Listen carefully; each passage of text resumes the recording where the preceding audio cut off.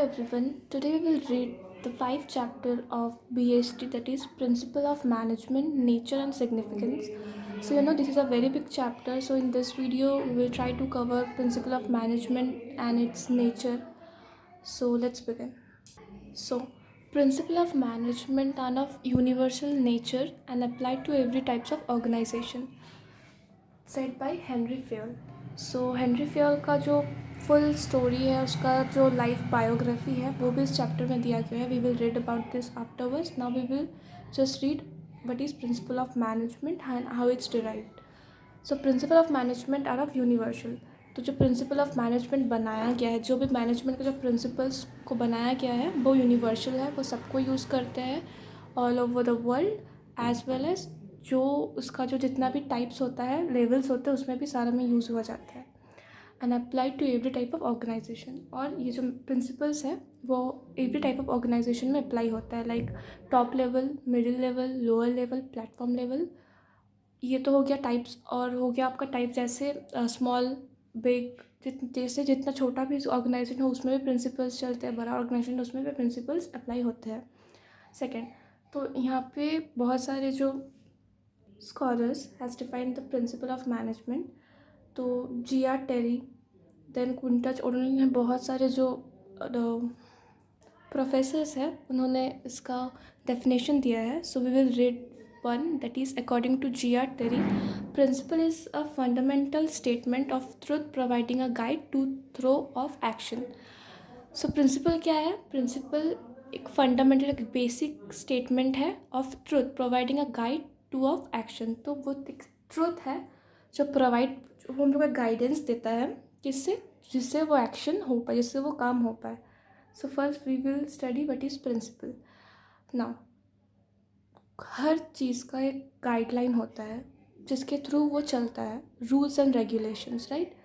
तो जब ऑर्गेनाइजेशन बनने लगा तब प्रॉब्लम्स आए बहुत टाइप के, क्योंकि वो जब नया जब जस्ट अबाउट इट, व्हेन नया ऑर्गेनाइजेशन बना तो वहाँ पे एम्प्लॉयज़ आए, डिपार्टमेंट्स बने, प्रॉब्लम्स भी बने और उसका सल्यूशंस भी बना.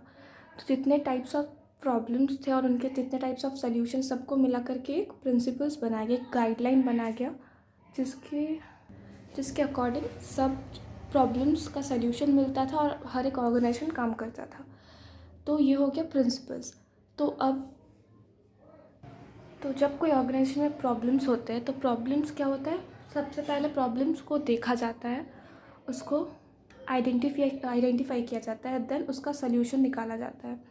तो सल्यूशन कहाँ से आता है? प्रिंसिपल ऑफ मैनेजमेंट से आता है. तो जो मैनेजर है, to hold the problem and come with the solutions, they use to follow the principle of management.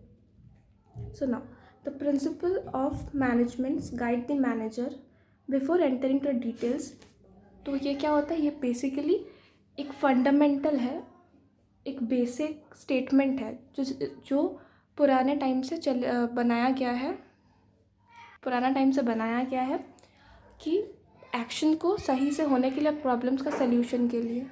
सो ये क्लियर हो जाता है कि प्रिंसिपल्स क्या होता है, प्रिंसिपल ऑफ मैनेजमेंट कैसे बनाया गया है. जब स्टार्टिंग ऑफ बिजनेस और जब स्टार्टिंग में जब ऑर्गेनाइजेशन बनाया जाता था, जो भी प्रॉब्लम्स आते थे उसको आइडेंटिफाई करके, उसको एनालाइज करके उसका सल्यूशन बनाना, और जितने टाइप्स के प्रॉब्लम्स हो सकते हैं और हुए होंगे तो उसका एक सल्यूशन के साथ प्रिंसिपल्स बनाया गया है कि in case of this case ये प्रिंसिपल अप्लाई होता है. तो ऐसे बहुत सारे प्रिंसिपल्स बनाए गए हैं. So we will move to the next point. So there is a question, how of principle of management derive का मतलब होता है कि ये कैसे बना, ठीक है, ये कैसे स्टार्ट हुआ या बना. So like all other social scientist, management to its has certain definite principle. अब कुछ भी चीज़ हो जाए, चाहे वो एक ऑर्गेनाइजेशन हो, बिज़नेस हो, नॉन बिज़नेस हो, उसका कुछ गाइडलाइंस होते हैं. आप कुछ एक इलेक्ट्रिक अप्लाइंसेस भी यूज़ करोगे तो उसको यूज़ करने का भी कुछ गाइडलाइंस होते हैं. सिमिलरली जो this principles has been developed by management expert.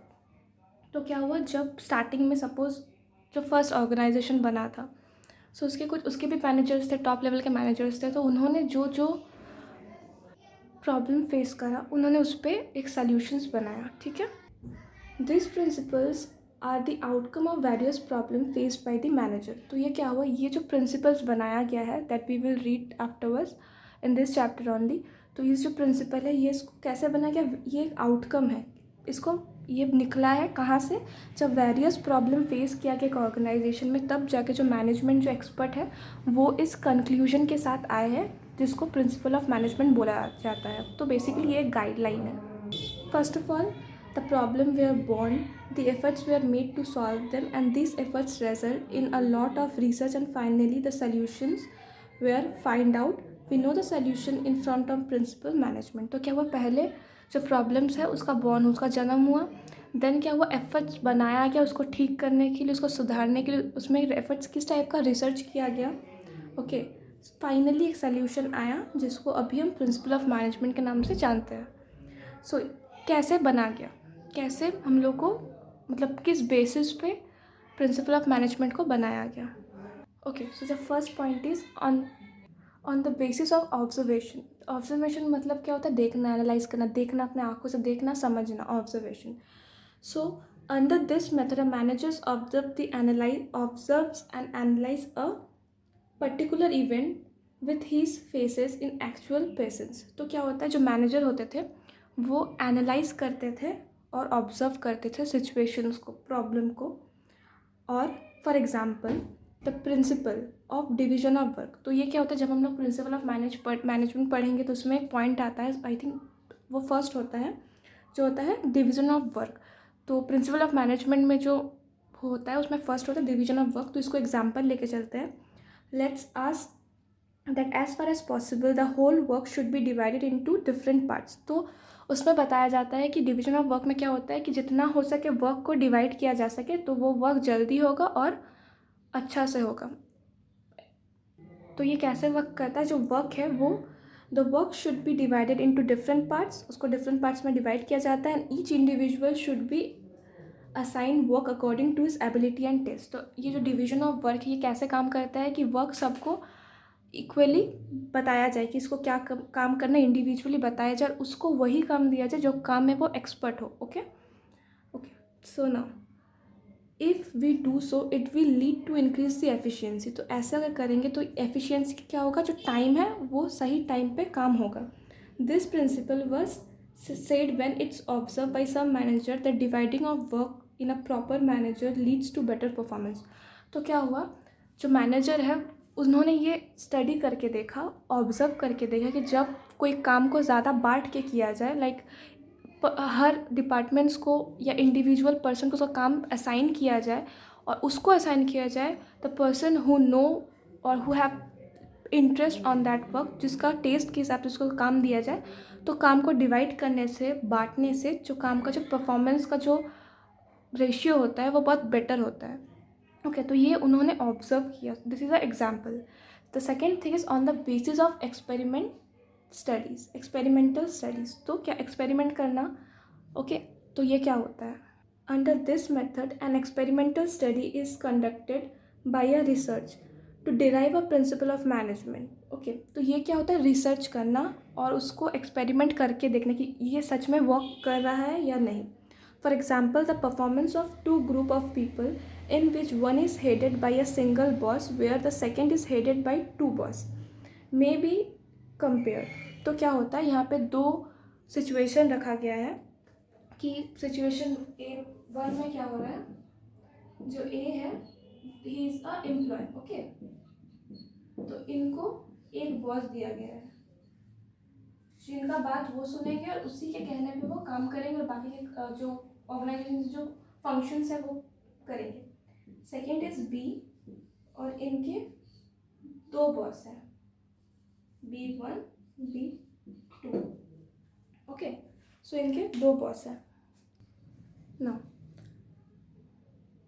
सो जब ये एक्सपेरिमेंट किया गया कि एक एम्प्लॉय को एक बॉस दिया गया, दूसरा यहाँ पे हम लोग देख रहे हैं जो ए एम्प्लॉय है उसके पास एक बॉस है जिसका बात वो सुनते हैं, और जो बी है उनके पास टू है, मतलब 1 और 2। तो जो बॉस है, तो इसमें ये स्टडी में, ये एक्सपेरिमेंट में देखा गया है जो ए है जिनके एक बॉस है उनका जो परफॉर्मेंस है वो बेटर है, किससे, बी से। तो इस स्टडी को करने के बाद, इस एक्सपेरिमेंट को करने के बाद जो सेकेंड मैनेजमेंट ऑफ प्रिंसिपल को बनाया गया, that is unity of command. So this was example. Unity of command भी एक और प्रिंसिपल ऑफ मैनेजमेंट में आता है, उसका एक पॉइंट है. So I hope you understand this. So in next video we will discuss about the nature and significant. और ये चैप्टर थोड़ा बड़ा है तो हम लोग उसको धीरे धीरे डिस्कस करेंगे. आई थिंक 1 और 2 वीडियो में कंप्लीट हो जाएगा. सो इसमें हम लोग क्या देखें कि बेस्ड ऑन ऑब्जर्वेशन, जो फर्स्ट वो लोग ने ऑब्जर्व किया कि प्रॉब्लम्स किया, उन प्रॉब्लम्स का सल्यूशन किया, एंड ऑल्सो द एक्सपेरिमेंट कि अगर एक बॉस को रख के देखते हैं तो कैसा परफॉर्मेंस होता है, अगर 2 बॉस को रख के देखते हो तो कैसा परफॉर्मेंस होता है. और इनके बारे में हम लोग डिटेल्स में पढ़ेंगे नेक्स्ट वीडियो. Thank you.